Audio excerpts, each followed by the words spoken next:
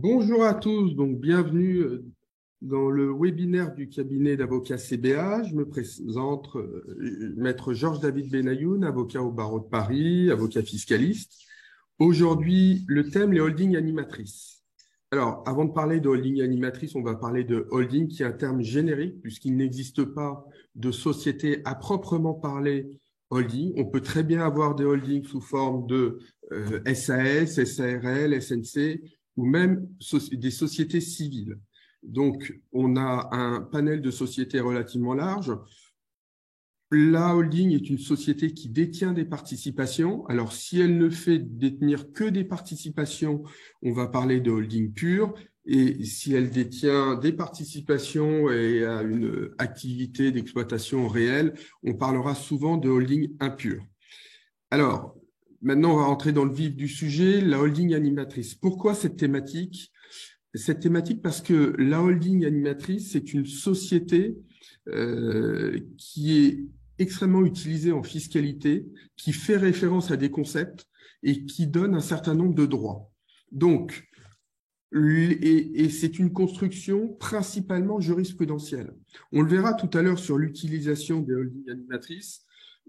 On le voit, nous, par exemple, lorsqu'on s'occupe de financement structuré pour nos clients, des sociétés françaises qui sont des groupes. Une des conditions mises par les établissements bancaires, c'est d'avoir une holding animatrice. Donc, quelles sont les références, quelles sont les conditions? Alors, ils sont posés par le Code général des impôts dans l'article 966. C'est quoi? C'est de la gestion d'un portefeuille de participation, là, ce qu'on peut tout à fait comprendre, puisque par définition, on a un certain nombre de filiales, et une participation active à la conduite de la politique du groupe et au contrôle de ses filiales. Alors, c'est quoi ça? C'est ce qu'on va être amené à définir au regard de la jurisprudence. Ça veut dire que quand on est animatrice, on va se préoccuper avant tout de diriger la politique du groupe et son développement, mais aussi de contrôler ce qui est fait. Et puis, dans une moindre mesure, on peut avoir des services qui y vont être donnés. Alors, des services juridiques, comptables, financiers, immobiliers, commerciaux, souvent sur un certain nombre de filiales, lorsqu'on a des activités un peu similaires, on fait monter dans la holding la direction financière, la direction commerciale, la direction du marketing. Alors, la holding animatrice, comment ça fonctionne et qu'est-ce que c'est? On l'analyse au regard de la jurisprudence. On a de nombreux textes en jurisprudence parce que, on verra tout à l'heure, en fonction ou non du caractère animatrice, on peut bénéficier de droits. Donc, on a deux jurisprudences extrêmement importantes. Une décision du Conseil d'État en plénière, c'est-à-dire une décision quand même où le Conseil d'État a voulu donner un axe principal et donc on a en plénière les magistrats qui se réunissent pour prendre la décision. C'est une décision du 13 juin 2016 et puis une autre décision d'octobre 2020. Si une société holding animatrice de ses filiales détient une participation minoritaire, elle n'anime pas. Et donc, ce qu'on va d'abord regarder, c'est est-ce que dans les participations, on a des participations majoritaires. On verra que ce qui intéresse aussi l'administration fiscale, c'est soit qu'on soit majoritaire, soit qu'on ait le pouvoir de décision. Parce qu'il se trouve dans des co-entreprises, on peut détenir par le biais du holding une participation ne serait-ce minoritaire, mais avoir le pouvoir de direction, soit au regard d'un pacte d'actionnaires, soit au regard tout simplement des statuts. Et donc, on va regarder le caractère d'animation au regard de l'ensemble des participations. Donc, il va bien falloir regarder si on a majoritairement des participations ou si on est tout le temps minoritaire. À titre d'exemple, on est venu me voir récemment pour un pacte du trade en me disant « je voudrais faire un pacte du trade ». Sauf que j'ai expliqué, vous ne remplissez pas la condition de base de la holding animatrice parce qu'à chaque fois, vous êtes minoritaire dans les sociétés que vous détenez. Alors, maintenant, l'animation, elle est établie par différents critères, différents éléments. Premièrement, l'importance des décisions que le dirigeant de la holding prend pour les filiales. Et ça, c'est un élément extrêmement important parce qu'on verra qu'à côté du sujet d'une convention d'animation, il y a la réalisation, la pertinence des décisions. Donc, ces décisions, il va falloir les démontrer. On les démontre au regard de conseils d'administration, comités stratégiques ou même comités de direction et même quelquefois des rapports des commissaires aux comptes. Donc, très important de conserver des preuves. Nous, basiquement, ce qu'on vérifie chez nos clients une fois par an, ce sont les procès-verbaux qu'ils ont établis au titre de la direction et on regarde la conformité fiscale avec les décisions qui ont été prises. Donc, importance des décisions, c'est quand même l'élément primordial. Autre élément, le fait qu'il y ait une permanence de l'assistance rendue aux filiales. Il ne s'agit pas de dire une fois tous les 2 ans, j'ai pris une décision, c'est on doit en permanence prendre les décisions pour les filiales, aussi bien de direction ou de stratégie. C'est d'ailleurs important de souligner, pour favoriser la holding animatrice, souvent on la nomme présidente de la filiale. Et ça va renforcer le caractère d'animation. Alors, des fois, on ne peut pas le faire, mais bien souvent, dès qu'on peut le faire, et c'est notamment le cas lorsqu'on est sur une SAS, une filiale en SAS, on va nommer la holding présidente des filiales, des différentes filiales. Alors, on n'a pas besoin, dans le cadre de l'animation, d'abord, souvent on le facture, l'animation. On va la facturer, on va justifier comment on la facture. Alors, on a, nous, des montants extrêmement variables, mais qui dépendent aussi de la rentabilité du groupe, la rentabilité de la participation. Mais il faut savoir que ce n'est pas une obligation de faire payer l'animation. Donc, c'est important de comprendre que l'animation peut être payée. Ce n'est pas une obligation, elle sera soumise à TVA. Mais surtout, on confond souvent l'animation avec les prestations techniques. D'ailleurs, vous dites, le fait de prendre des décisions, c'est parce que j'ai mon directeur commercial qui est dans la holding et qui prend les décisions. Non, lui, il va prendre des décisions techniques. L'animation, c'est vraiment la direction d'une société.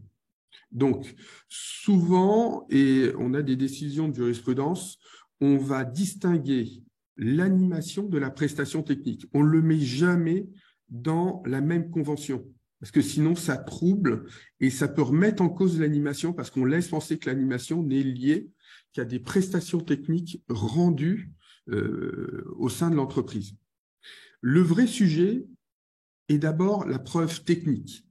C'est-à-dire qu'il va falloir apporter une preuve objective de la réalisation de l'animation. Alors, premier élément, et on le voit souvent dans les contrôles fiscaux, d'abord, l'inspecteur il va regarder ce qu'on lui donne comme convention d'animation. Alors, lorsqu'on arrive après le début du contrôle, on est souvent lié par ce qu'on trouve, et effectivement, on est nous-mêmes surpris par ce qui a souvent été écrit. Une convention d'animation, c'est une convention extrêmement technique et ça ne se rédige pas sur un petit bout de papier sans détailler le rôle de chacun et qu'est-ce qu'on met dans l'animation. Donc, il faut avoir une vraie convention. Souvent, l'administration fiscale, lorsqu'elle voit une vraie convention, elle ne rentre pas obligatoirement dans l'analyse après de la réalisation de cette convention, puisqu'elle comprend bien que tout a été prévu en amont.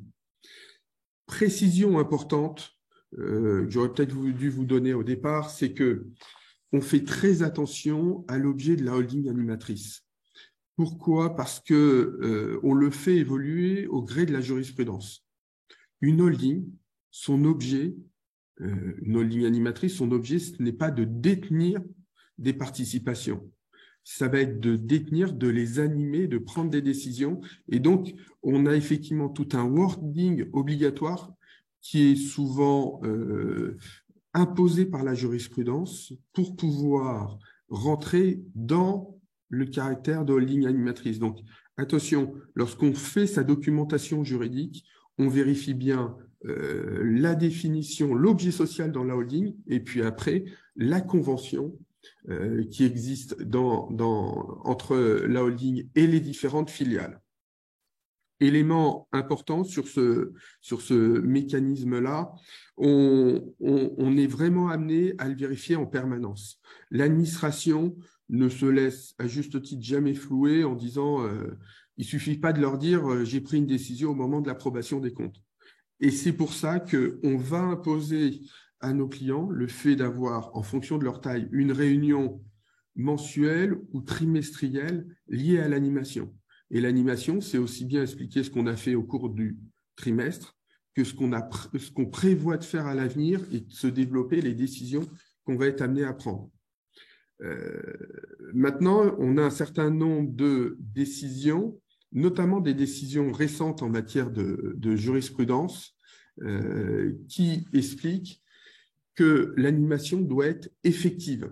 Il ne suffit pas d'avoir une convention. Donc, on va aller voir tout ce qui existe à côté, les éléments de preuve. Encore une fois, ce n'est pas qu'un simple écrit, l'animation, c'est un écrit, des suivis, une réalisation. Donc, on doit vraiment participer activement et effectivement à la conduite de la politique du groupe. C'est pour ça que les comptes rendus de procès-verbaux, c'est quand même le plus simple pour mettre en exergue, parce qu'on se rend compte qu'en pratique, n'importe qui a une holding prend ce type de décision. Sauf que lorsqu'on a deux associés, ils sont dans un bureau, ils prennent une décision, ils ne le mettent pas obligatoirement par écrit. Là, il va falloir formaliser pour bien pouvoir l'expliquer. Donc, lorsqu'on doit apporter la double démonstration d'une participation active à la conduite de la politique et au contrôle de la filiale. Alors, les éléments concrets, on vous a fait une liste qui est non exhaustive, mais qui est quand même intéressante. D'abord, pour moi, c'est avant tout une participation majoritaire au sein des filiales. Si elle est minoritaire, ça nous pose une problématique. L'exercice des fonctions de direction et donc souvent le fait de nommer la holding en qualité de président. Les différents actes juridiques, le premier, c'est le rapport la convention d'animation, souvent que nous refaisons tous les ans, notamment lorsqu'on modifie les contrats. Donc, on laisse souvent une durée d'1 année. Et puis après, on va avoir un certain nombre de documents, les rapports de gestion, les comptes rendus. La réalité des moyens humains et matériels mis en place pour l'animation. Alors souvent, on va se baser sur le président et au sein du comité, on va aller chercher un directeur commercial, un directeur d'exploitation, un directeur juridique, le DAF, toutes ces personnes qui ont une vision sur tous les aspects du groupe pour pouvoir prendre des décisions. Encore une fois, là, il faut vraiment distinguer la prestation technique de l'animation. Et les prestations techniques, on peut les donner à côté. Ce n'est pas parce qu'on donne des prestations techniques que ça va rentrer dans la définition et l'analyse du caractère d'animation. Autre chose, puisqu'on va en parler, en matière de pacte Dutreil, on doit détenir des participations dans des filiales qui déploient une activité opérationnelle exigible. Alors, on va en parler puisque ça fait partie des éléments de l'animation. Donc, on a bien défini ce que c'était une holding animatrice, n'importe quel type de société, commerciale ou civile, qui va participer activement à la conduite de la politique du groupe et au contrôle des filiales, qui sera éventuellement rémunéré, mais pas obligatoirement, par le biais d'une convention d'animation plutôt signée annuellement, pour permettre de revoir les montants si son montant est annuel, et avec un certain nombre d'éléments qui sont liés à des rapports intervenus ou à des comptes rendus intervenus tout au long de l'année. L'utilisation de la holding. Alors, la qualification, l'intérêt de se voir qualifié de holding animatrice, c'est qu'on va pouvoir bénéficier d'un certain nombre de régimes favorables. On a une évolution, et je vais commencer par le deuxième point, c'est que la holding animatrice a vu vraiment sa jurisprudence exploser au regard de l'impôt sur la fortune, donc ce qu'on appelait l'ISF, qui est devenu aujourd'hui l'impôt sur la fortune immobilière. Pourquoi? Parce que lorsqu'on détenait une holding dans un cadre professionnel, pour bénéficier de l'exonération, il fallait démontrer que la holding était une holding animatrice. Et donc, c'est là où on a toutes ces constructions. Et c'est aussi pour ça que les établissements bancaires, lors d'octroi de financement structuré, demandent cette obligation de holding animatrice parce que ça leur permet de dire « je prête à la holding, mais c'est bien elle qui prend les décisions partout ». Il n'est pas dit qu'un jour, on n'ait pas un retour en France de l'impôt sur la fortune, ancienne version. Et donc, c'est une manière de se protéger pour l'avenir et de ne pas risquer une mise en cause. Donc, c'est des éléments quand même importants. Maintenant, aujourd'hui, la holding animatrice, elle est surtout utilisée, on la voit principalement dans le cadre du pacte du trade. Alors, on va en parler dans quelques instants parce que j'ai souhaité qu'on développe ce point-là. Les deux autres éléments fiscaux où on va voir aujourd'hui l'utilisation de la holding animatrice, c'est l'impôt sur la fortune immobilière dans des cas très particuliers de biens professionnels et d'immeubles qui appartiennent à une société dont le contribuable détient les titres. Donc là, c'est très, très particulier parce que c'est plutôt restreint. Et puis, on a les réductions d'impôts dites Madelin qui peuvent nécessiter d'être en ligne animatrice. Alors, ce qui nous intéresse, c'est le pacte du trade. Le pacte du trade, on va dire, nous, on fait beaucoup de montages en pacte du trade.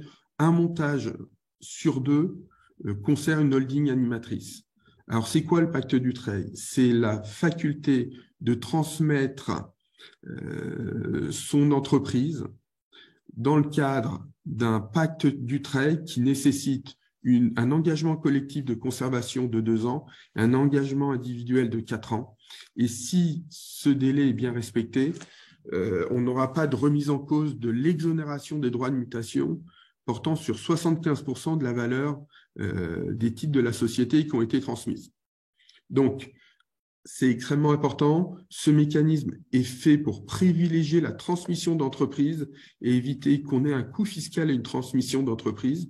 Et lorsqu'on est sur une holding, obligatoirement, il faut avoir une holding animatrice. Alors, on a une jurisprudence au mois de juillet qui a un peu animé le monde du pacte du trade. C'est la permanence des obligations en termes d'animation.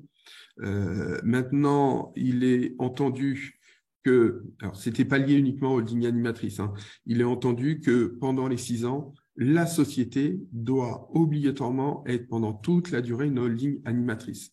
Donc, c'est vraiment extrêmement important parce que quand on mixte 75% d'abattement, quand on mixte éventuellement de la nue propriété, sachant que lorsqu'on donne de la pleine propriété, on a un abattement supplémentaire de 50% lorsqu'on a moins de 80 ans, on arrive sur des montants qui sont ne serait-ce ridicules en termes de transmission. Et l'administration ne se gêne pas pour venir vérifier si la holding est véritablement animatrice. Donc, là, on voit vraiment, au même titre que ce qu'on voyait auparavant en matière d'impôt sur la fortune, on voit vraiment le mécanisme de la holding animatrice qui est nécessaire pour réaliser la totalité du montage. On vous explique aussi que dans la mesure où on a une holding animatrice, on peut aussi, via une société, une structure interposée, remplir des engagements et on peut avoir des éléments qui font qu'on ne va pas prendre 100% de la valeur. Alors là, on rentre vraiment dans le sujet du pacte du trade. C'est moi aujourd'hui la nécessité et le sujet de cette présentation. Encore une fois, l'objet de la holding animatrice, il suppose des gains fiscaux dans le cadre du pacte du trade et dans le cadre auparavant de l'impôt sur la fortune.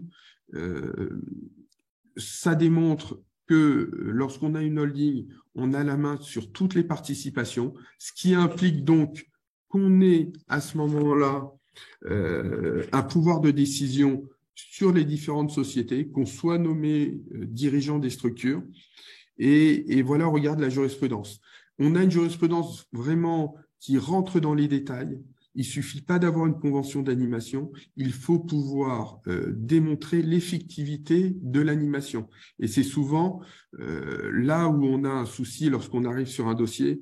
Donc, c'est démontrer que tout au long de l'exercice et des différentes années, on remplit ces conditions-là. Voilà, je vous remercie d'avoir assisté à ce webinaire, puis je vous donne rendez-vous pour un prochain webinaire du cabinet CBA. Je vous souhaite une bonne journée à tous.